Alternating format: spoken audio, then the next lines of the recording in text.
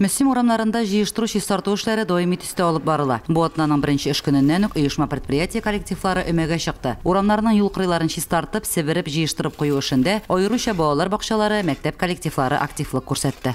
Бүген без сәнгать мәктәбе коллективы белән районыбызның урамнарын чистартырга чыктык.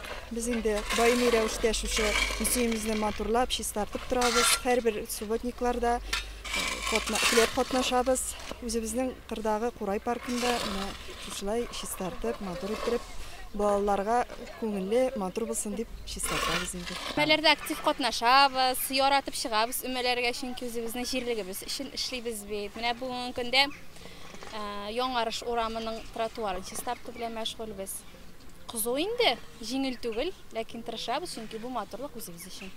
Яшәгән җиребезнең чисталыгы да, моторлыгы да үзебез өчен бит. Моны райондашларыбыз бик яхшы аңлый. Шуның өчендер зорланып эшләмибезнекеләр. Җәйге ялда булуга карамастан, чакырган җиргә вакытында килеп җитәләр. Үзебезнең район, үзебезнең җирлек өчен моторлык булдырга тырышабыз.